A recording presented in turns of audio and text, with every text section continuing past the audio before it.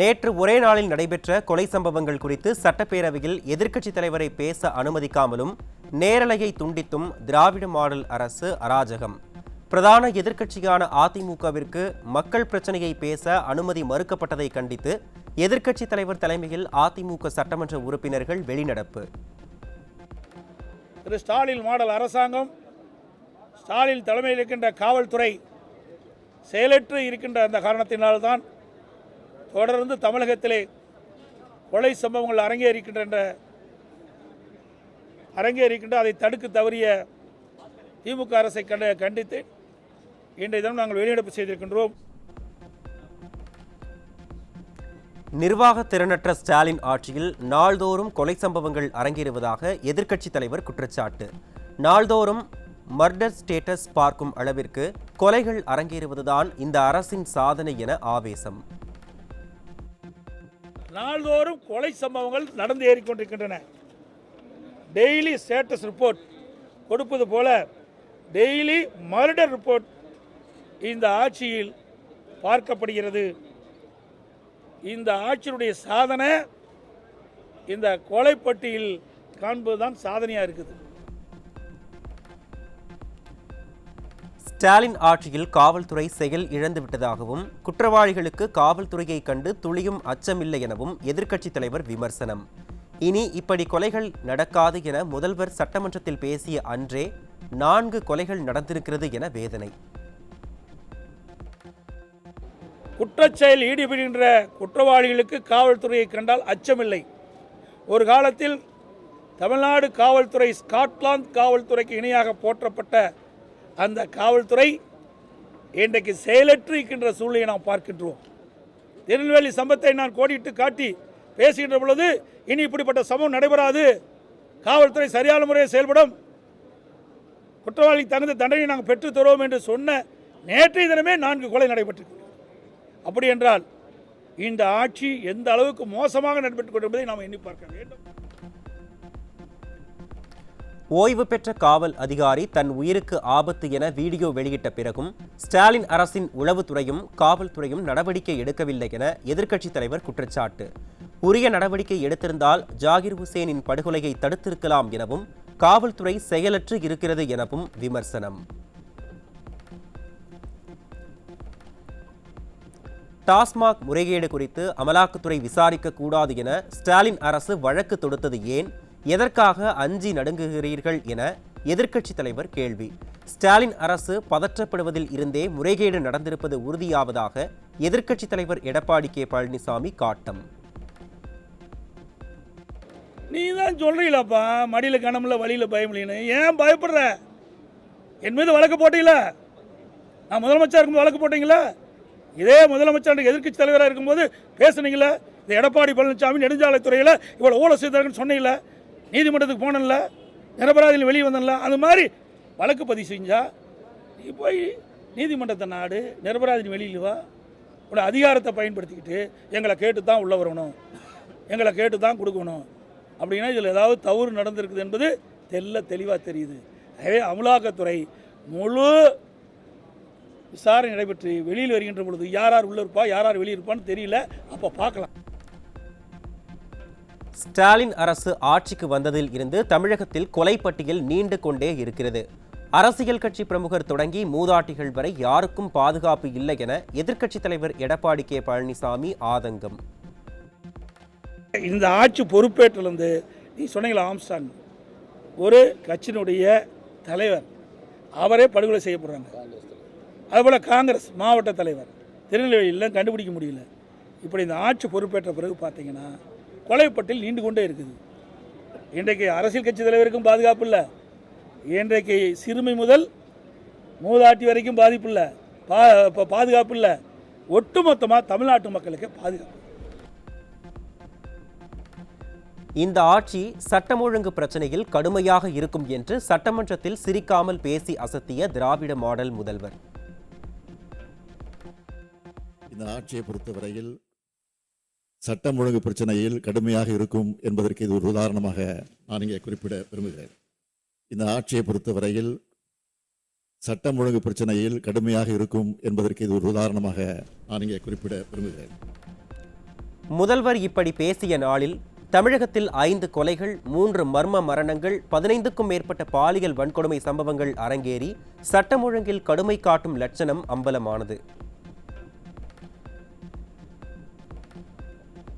சட்டம் ஒழுங்கு பிரச்சனையில் கடுமையாக இருப்பதாக பேசும் திராவிட மாடல் முதல்வர் ஏன் எதிர்க்கட்சித் தலைவர் பேசுவதை நேரலை செய்யவில்லை என மக்கள் கேள்வி. எந்த பலனும் இல்லாத பட்ஜெட்டை 1000 இடங்களில் LED அமைத்து நேரலை செய்தவர்கள் எதிர்க்கட்சித் தலைவர் பேசியதை நேரலை செய்யாமல் அஞ்சி நடுங்குவதை பார்க்கும் போதே ஆட்சியின் லட்சணம் தெரிகிறது என மக்கள் விமர்சனம். என்பதையும் தெரிவித்து அமைகிறேன்.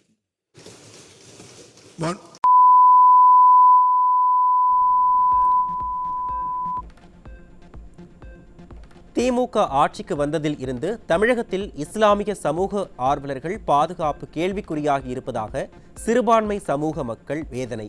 புதுக்கோட்டையில் அதிமுக நிர்வாகி ஜவஹர் அலி, நெல்லையில் முன்னாள் காவல் அதிகாரி ஜாகிர் ஹுசேன் போன்றவர்கள் உயிருக்கு ஆபத்து இருக்கிறது என பாதுகாப்பு கேட்டும் திராவிட மாடல் அரசு அவர்களை பாதுகாக்க தவறியதாக குற்றச்சாட்டு.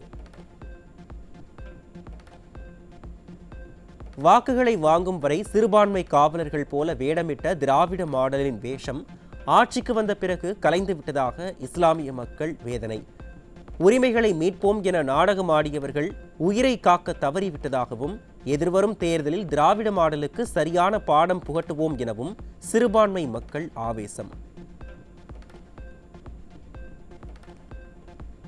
தமிழகத்தில் கடந்த மார்ச் 1ஆம் தேதி முதல் தற்போது வரை 91 கொலை சம்பவங்கள் நடந்துள்ளது. ஸ்டாலின் ஆட்சியில் சட்டம் ஒழுங்கு சீர்குலைந்திருப்பதை வெளிச்சம் போட்டு காட்டியுள்ளது. நாள் ஒன்றிற்கு 4 முதல் 7 வரை கொலை சம்பவங்கள் அரங்கேறும் நிலையில் சட்டம் ஒழுங்கு சிறப்பாக இருப்பதாக முதல்வரால் எப்படி சொல்ல முடிகிறது என மக்கள் கேள்வி. அமலாக்கத்துறை சோதனைக்கு பின்னர் திராவிட மாடல் அமைச்சர்கள் டெல்லிக்கு இரவோடு இரவாக பறப்பது ஏன் என மக்கள் கேள்வி. அமைச்சர்கள் துரைமுருகன், செந்தில் பாலாஜி ஆகியோர் சென்னையில் சட்டப்படி எதிர்கொள்வோம் என வசனம் பேசிவிட்டு டெல்லிக்கு சென்றது ஏன் என திராவிட மாடல் முதல்வர் விளக்க வேண்டும் என மக்கள் கோரிக்கை.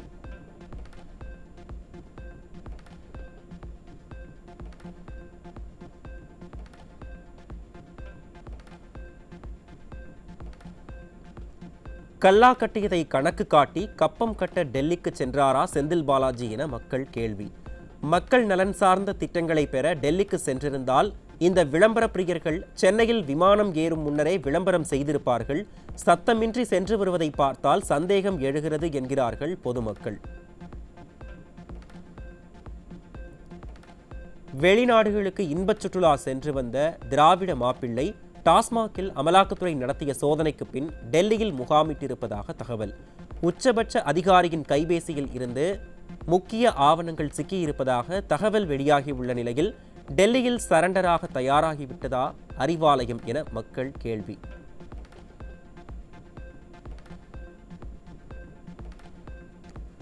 அமலாக்கத்துறை விசாரணைக்கு தடை விதிக்க வேண்டும் என உயர்நீதிமன்றத்தில் வழக்கு தொடர்ந்த டாஸ்மாக் நிர்வாகம். டாஸ்மாக் ஊழல் பூதாகரமாகி இருக்கும் நிலையில் மடியில் கனமில்லை என்றால் விசாரணையை எதிர்கொள்ள வேண்டியதுதானே, ஏன் ஸ்டாலினின் திராவிட மாடல் தடை கேட்கிறது என மக்கள் கேள்வி. சிவகங்கை மாவட்டம் திருப்புவனம் அருகே சந்தானம் என்பவர் வெட்டி படுகொலை செய்யப்பட்டுள்ளார். திராவிட மாடல் முதல்வர் சட்டம் ஒழுங்கு சிறப்பாக உள்ளது என சொல்லி வரும் நிலையில் அடுத்தடுத்து கொலைகள் அரங்கேறி சட்டம் ஒழுங்கு சந்தி சிரிப்பது அம்பலமாகியுள்ளது.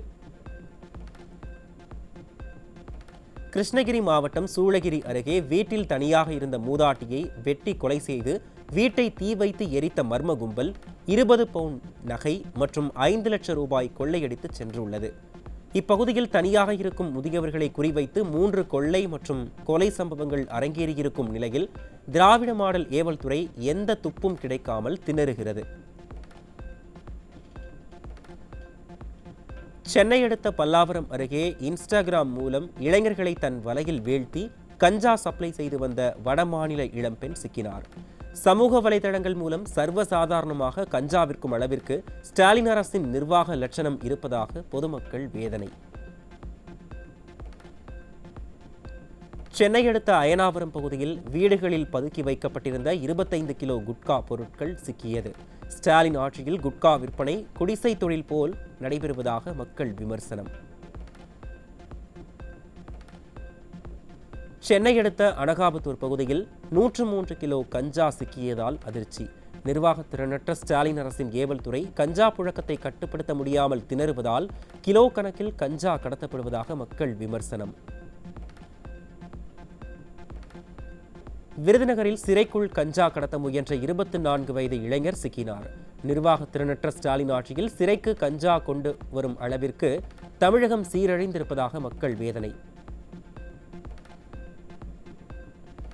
திருப்பத்தூர் மாவட்டம் வாணியம்பாடி அருகே கஞ்சா விற்பனையில் ஈடுபட்ட 5 இளைஞர்கள் சிக்கினர். நிர்வாக திறனற்ற ஸ்டாலின் ஆட்சியில் போதைக்கு அடிமையாகும் இளைஞர்கள் போதை வியாபாரிகளாக உருமாறி வரும் நிலையில் முதல்வர் சட்டம் ஒழுங்கு சிறப்பாக உள்ளது என பேசுவது நகைப்பை ஏற்படுத்துவதாக மக்கள் விமர்சனம். மழைநீர் வடிகால் பணிகளுக்காக திராவிட மாடல் அரசு 5000 கோடி ரூபாய் வரை நிதி ஒதுக்கி வீணடித்துள்ள நிலையில் சென்னை மாநகராட்சி மீண்டும் 1032 கோடி ரூபாய் நிதி ஒதுக்கியுள்ளது. நிர்வாக திறனற்ற ஸ்டாலின் அரசு மக்களுக்கான திட்டங்களை தீட்டாமல் கமிஷன் கலெக்ஷன் பெறுவதற்காக திட்டங்களை தீட்டி கரப்ஷன் செய்வதால் மக்கள் வரிப்பணம் கொள்ளையடிக்கப்படுவதாக பொதுமக்கள் விமர்சனம். சென்னை மாநகராட்சி பட்ஜெட்டில் பள்ளி மாணவர்களின் திறன் மேம்பாட்டிற்கு குறைந்த அளவிலேயே நிதி ஒதுக்கப்பட்டுள்ளதாக குற்றச்சாட்டு எழுந்துள்ளது. மழைநீர் வடிகால் பணிக்கு பெரும் தொகை ஒதுக்கப்பட்டுள்ளதை குறிப்பிடும் கல்வியாளர்கள் மாநகராட்சி மாணவர் நலனில் அக்கறையின்றி செயல்படுவதாக குற்றச்சாட்டு.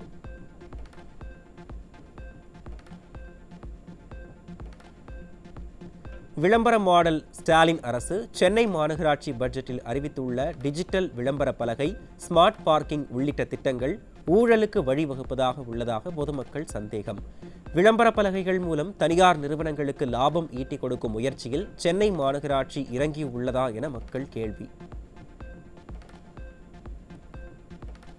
நெம்மேலி கடல் நீரை குடிநீராக்கும் நிலையத்தில் நடைபெறும் பராமரிப்பு பணிகள் காரணமாக குடிநீர் விநியோகம் நிறுத்தப்பட்டதால் மக்கள் அவதி. சென்னை நகரின் முக்கிய பகுதிகளான அடையாறு, பெருங்குடி மற்றும் சோழிங்கநல்லூரில் ஒரு வார காலத்திற்கு குடிநீர் விநியோகம் நிறுத்தப்படும் நிலையில் மாற்று ஏற்பாடு செய்ய மக்கள் வேண்டுகோள்.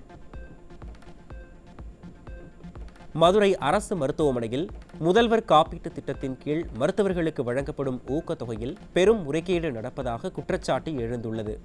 வெவ்வேறு மருத்துவமனைக்கு பணி மாறுதல் பெற்றுச் சென்ற மருத்துவர்களுக்கு இந்த ஊக்கத்தொகை வங்கிக் கணக்கில் வரவு வைக்கப்படுவதாக புகார் எழுந்துள்ளது.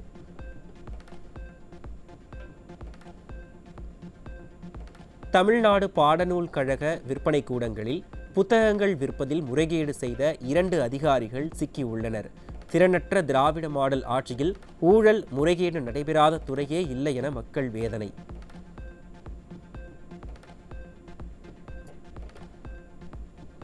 சென்னை பள்ளிகளில் மாணவர்களுக்கு ஆங்கில பேச்சுத்திறனை வளர்க்க சிறப்பு 75 லட்சம் ரூபாய் ஒதுக்கப்பட்டுள்ள நிலையில் மக்கள் பல்வேறு விமர்சனங்களை முன்வைக்கின்றனர்.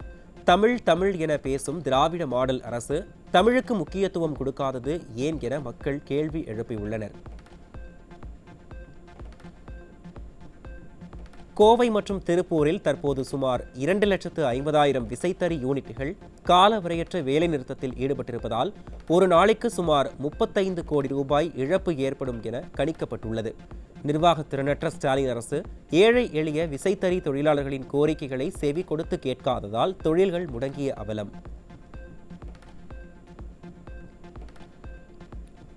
ராமநாதபுரத்தில் முதியோர் ஓய்வூதியம் வழங்குவதற்கு லஞ்சம் வாங்கிய கிராம நிர்வாக அலுவலர் சிக்கினார்.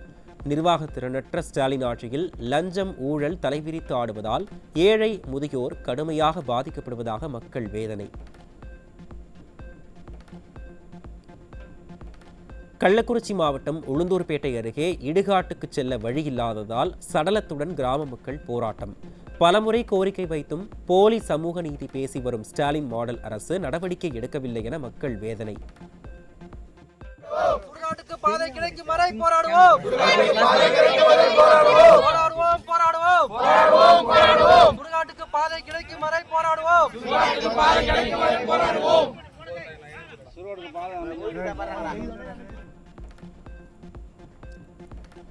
தனிநபர் வருவாய் உயர்ந்துவிட்டதாக அரசு கூறும் தரவுகளுக்கும் 75% மக்கள் இன்னும் வறுமை கோட்டுக்கு கீழ்தான் வாழ்கிறார்கள் என்ற நிலவரத்துக்கும் இடையே உள்ள முரண்பாட்டை சுட்டிக்காட்டிய உச்சநீதிமன்றம் 11 ஆண்டுகளாக வளர்ச்சி வளர்ச்சி என இந்திய மக்களை ஏமாற்றி மைனாரிட்டி பாஜக ஆட்சியில் எந்த வளர்ச்சியும் எட்டப்படவில்லை என்பது உச்சநீதிமன்றத்தின் கேள்வியால் அம்பலம்.